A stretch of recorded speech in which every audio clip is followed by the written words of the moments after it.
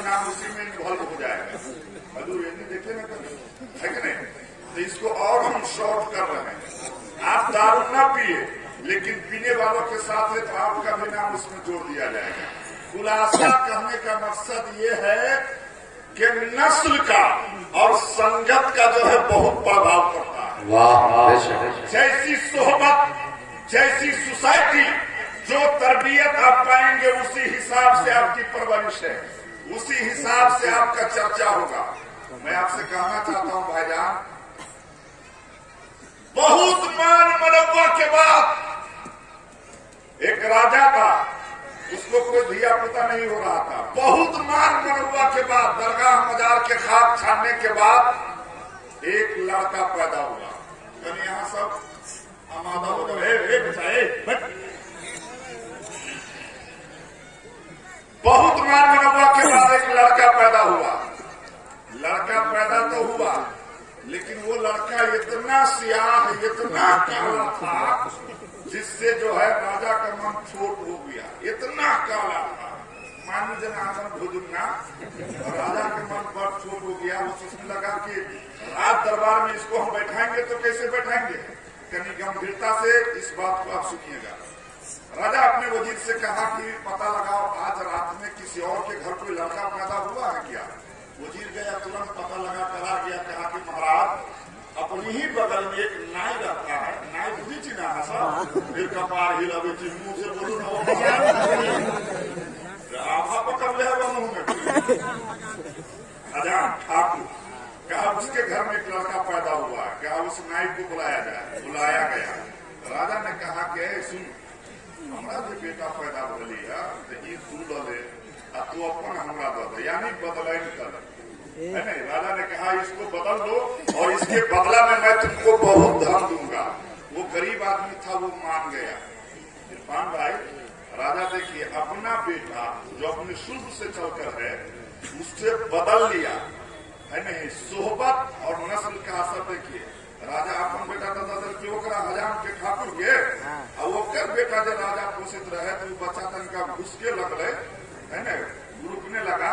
तो बच्चा की करे, जब देखे राजा साहब 10-20 लोग जो बैठल है तो घुसकते घुसकते चल जाए। नस्ल का असर देखिए, वही पे जाके ऐसे ऐसे कर, ऐसे ऐसे कर, ऐसे ऐसे कर। राजा जो कहा वो थोड़ा सा महवे हैरत हुआ, कहा बुलाओ डॉक्टर को, वैद्य को बुलाओ। तो डॉक्टर को बुलाया गया। अभी राजा का ये जहन नहीं जा रहा है कि किसके नस्ल का। तो बच्चा की करे, जितने दवाई खाए औरों तेजी में ना, औरों तेजी में। राजा जो है और परेशान हुआ। कहा इस इलाके में जितना वैद्य हकीम है सबको बुलाया जाए। बुलाया गया, एक बैठक, सब लोग आए। कहा कि महाराज हमरा सबके इतिहास में कैला बोले लिए, देखिए जीवन नहीं हुए। कहा इसका कोई उपाय बैठा। विद्वान होना तो अलग बात है, बुद्धिमान होना अलग है। विद्वान तो सब हो सकता है, बुद्धिमान सब नहीं है। उसी बैठक में एक गरीब था जिसके बदन पर कपड़ा फाटा पुराना, है कि नहीं। तो कहा कि महाराज अगर कहूँ तो एक राय हम दू। कह राय देने के लिए बोला है, राय दो। तो वो एक आदमी था, उसने राय दिया। कहा महाराज रात दरबार में इतना खिलौना ला के रख दीजिए, इतना खिलौना ला के रख दीजिए कि बच्चा खिलौने देख के गुम भजते आए ना जो करिए वो आदतें छोड़ देते। कि हाँ दोहर बात कहीं ठीक बुझाइए। रंग बिरंग के विभिन्न प्रकार के खिलौना ला कर दिया गया, हाथी घोड़ा मूर्ति रंग बिरंग के। अब बच्चा की करे खिलौने पे खिलौनी पे कैसे करो। राजा कहा अपने से वजीर से कि चलो आज चौरी में घूमते। जब चौरी में वो घूमने जाता है तो वो देखता क्या है, इसका बेटा जो नाई की यहाँ परवरिश पा रहा था वो बकरी चराने के लिए भेज दिया था। वो राजा के नस्ल का था, उसके पास कुर्सी नहीं था, गरीब था। तो चौरी में के दल न हो चेपा, फिर कपार हिला न हो, उसी चेपा को कुर्सी बना के बैठा है। जितना बकरी चरवा है सबों पे वो सबों को हिदायत कर रहा है। रे केकरो खेत में बकरी न चराइए, केकरो रबी राय न उखाड़िए। तो ये कह भी रहा है और राजा सुन भी रहा। कहा वजीर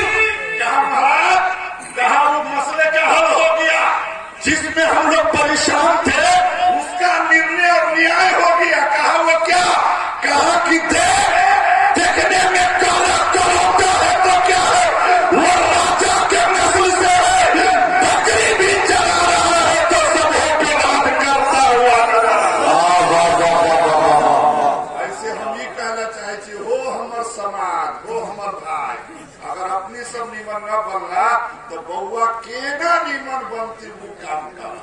वाह वाह वाह वाह। अगर आप कहते हैं कि उसका बेटा दारू पीता है, बुजुर्गों का बयान है, रिवायतों में है, वो बच्चे की गलती नहीं है, उसके माँ बाप के जीवन में झांक करके देखिए, कहीं न कहीं उनके माता पिता में ये ऐब है, तब जाकर आज उसके बच्चे के अंदर है।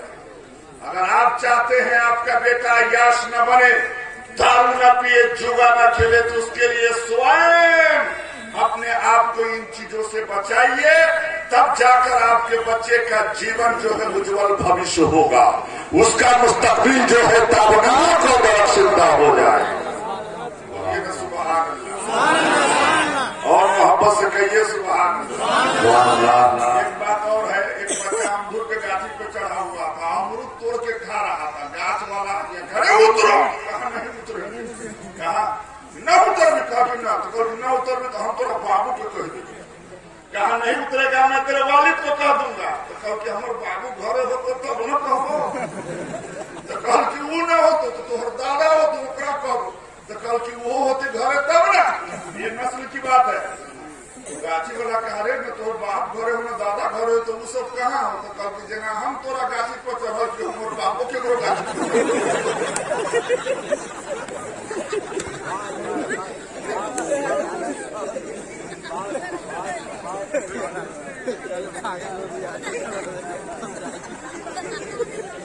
वही के लिए अपने आप को सुधारिए, अपने आप को सुधारिए। बात समझ रहे हैं नहीं समझ रहे हैं? मोहब्बत से कहिए सुभान अल्लाह। अब आइए, मूल जिम्मेदारी के साथ मैं कह रहा हूं, इस प्रोग्राम में हमारे हिंदू समाज के भी बहुत सारे भाई बंधु लोग हैं, जो जनता जनार्दन के बंधुगण है। आज यहाँ पर दल और विचारधारा के भिन्न भिन्नता को छोड़कर आए हैं, इस जलसे में पधारे हैं, जो ये हम सबों के लिए गौरव एवं सम्मान का विषय है। हजरत रामचरितमानस के सुंदर कांड के अंदर ये बहुत ही बहुमूल मंत्र है, जिसको हम कहने जा रहे हैं, और इस मंत्र के अंदर किसी और की तारीफ और तारीद नहीं, बल्कि मेरे नबी की शान मौजूद है। और मोहब्बत से बोलिए सुभान अल्लाह। उसने साफ ये कहा है कि शांतम शाश्वतम अपरनिधम निर्वाण शांति पदम ब्रह्म शंभु वेदांत वेदम जगदीश्वरम सुरपुरम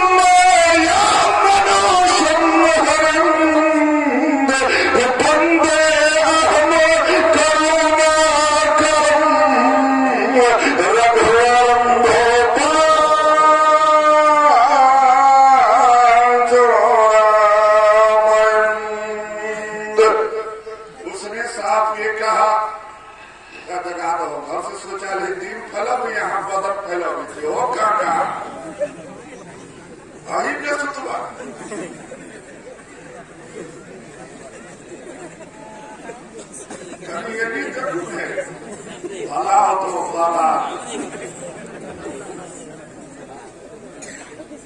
मोहब्बत से कहिए सुभान अल्लाह।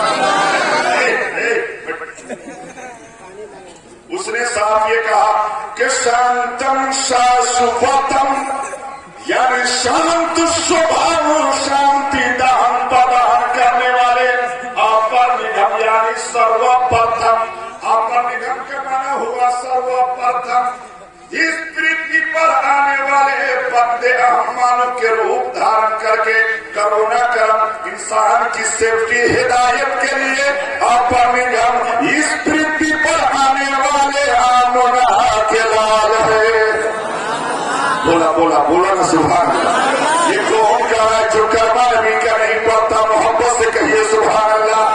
अब इसी बात के सपोर्ट में वाल्मीकि की रामायण, जिसका ट्रांसलेशन गोस्वामी तुलसीदास चित्रकूट के भाग पर बैठकर राघोपुर गांव में उसने इस तरीके से कहा, बोल दीजिए सुभान अल्लाह, कि सब कर परम प्रकाशक जो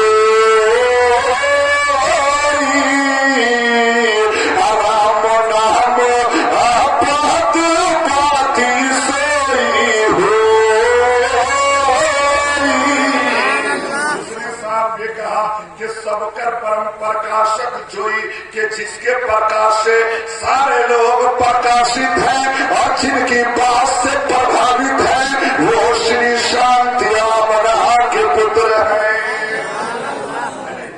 तो अब ये किससे कह रहा है इरफान भाई? परवरदिगार से कह रहा है कि हे रघुकुल श्रेष्ठ, हे परम शांति देने वाले परवरदिगार, हे करुणा के भंडार, हे संत पापों के हरने वाले है, मैं तुमसे विनती करता हूँ कि तुम मुझे उसके ओर अग्रसर कर कि जो व्यक्ति सोने के पर्वतों समीरों के समान है, जो के अतुलित बल के धाम है।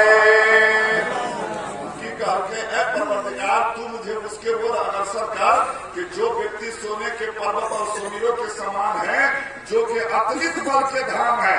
और आप कहेंगे अतुलित बल के धाम का माना क्या हुआ? तो बड़े बड़े लोग यहाँ पर मौजूद है। प्रोफेसर हजरत उस्ताद शोरा फला साहब मौजूद है। आप इनसे पूछेंगे तो फरमाएंगे अतुलित बल के धाम का माना ये हुआ कि जो व्यक्ति अतुलनीय हो, अग्रगण्य, जो ज्ञानियों में सबसे बड़े ज्ञानी हो, जो अतुलनीय हो, जिसका कोई तुलना न हो, जिसका कोई तोड़ न हो, जिसका सामी न हो, जिसके जैसा न हो। इस बात पर ग्राम से पूछेंगे तो ये जवाब देते हुए नजर आएंगे कि इस तरह की बात यदि अगर किसी इंसान में पाई जाती है तो वो साथ मोहम्मद मुस्तफा की है।